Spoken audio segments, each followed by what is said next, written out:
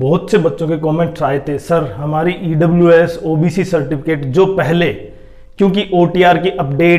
Date बढ़ा दी थी, हमने ये भी कहा था कि एसएससी एक बार ओटीआर को डेट अपडेट करवाएगी एग्जाम से पहले, और एसएससी ने वो करवा दी। लेकिन बहुत से कैंडिडेट अब भी ऐसे बचे हैं जिनकी कैटेगरी जो ओटीआर में डिफरेंट थी, और अब क्योंकि उनके पास क्या है, सर्टिफिकेट है,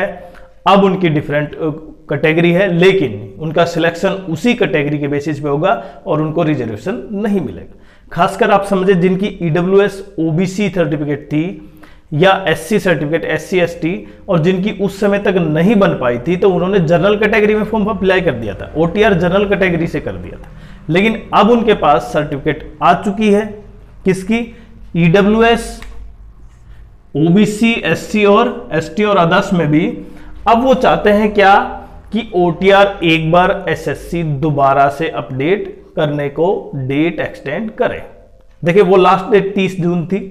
और आपको भी पता है कि कहीं ना कहीं बहुत से बच्चों ने कर दिया, लेकिन बहुत से अब भी ऐसे बाकी है जिन्होंने अभी नहीं किया। और अगर वो यूआर कैटेगरी से हैं और आप समझ रहे हैं ईडब्ल्यूएस और एससी एसटी ओबीसी कैटेगरी से, तो यहां पे उनको ज्यादा चांसेस है, क्योंकि यहां पे उनको रिजर्वेशन मिलता है, और रिजर्वेशन के बेसिस पे आपके मार्क्स 1-2 कम भी होते हैं, तब भी आपका प्री क्वालिफाई मेंस में सिलेक्शन हो जाता है, ऐसा आप देख पाए। लेकिन अब यहां पे जब बच्चों ने ईडब्ल्यूएस ओबीसी एससी एसटी के बजाय यूआर कैटेगरी ऑप्ट किया है, क्योंकि उनके पास सर्टिफिकेट नहीं थी,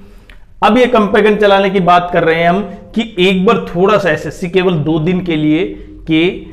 एसएससी ओटीआर को अपडेट करने का समय दे, जिससे वो बच्चे खासकर जिन्होंने यूआर से कैटेगरी से फॉर्म भरा है, या जो कैटेगरी उनकी अब क्योंकि उनके पास सर्टिफिकेट है और वो नहीं थी पहले, तो वो अपना अपडेट कर पाए। क्योंकि बहुत से बच्चे ऐसे हैं जिनकी कैटेगरी की बात नहीं कर रहा मैं, यहां पे certificate 10th class, 12th, graduation, उनमें कहीं ना कहीं थोड़ी थी करेक्शन है, और वो करेक्शन के लिए कहीं ना कहीं अब उनको पता चल रहा है समय के साथ कि थोड़ी चेंजेस हैं। तो एसएससी को ये रिक्वेस्ट है सभी बच्चों की तरफ से जिनका अपडेट नहीं हुआ है सर्टिफिकेट, कि प्लीज एक बार एसएससी कहीं 1 दिन या 2 दिन के लिए एसएससी ओटीआर को अपडेट करने का समय दे, जिससे वो बच्चे इस ओटीआर में अपना अपडेट कर पाए अपनी कैटेगरी को, और 2025 में सिलेक्शन पाए। क्योंकि सबसे इंपॉर्टेंट रह जाता है उनकी सीजीएल की जो पोस्ट है ना वो, क्योंकि सीजीएल प्रत्येक बच्चा चाहता है कि वो 4600-4200 ग्रेड पे मिले, 2800-2400। तो ये प्रत्येक टीचर के लिए भी है कि इस चीज को ज्यादा हाईलाइट किया जाए, जिससे कि एसएससी, हालांकि एसएससी ने ये 30 तारीख तक तो कर दिया था, लेकिन जब एग्जाम जैसे आता है तो एसएससी को ये तुरंत करना, क्योंकि जब लास्ट डेट इसकी सीजीएल की 7-8 के आसपास है, तो उससे पहले 1 या 2 दिन के लिए जरूर अपडेट का मौका दे। आपकी क्या राय है, आप भी जरूर कमेंट्स करें कि अपडेट के लिए समय देना चाहिए, क्योंकि बहुत से बच्चे अभी पूरी तरह से अपनी सर्टिफिकेट को अपडेट नहीं कर पाए,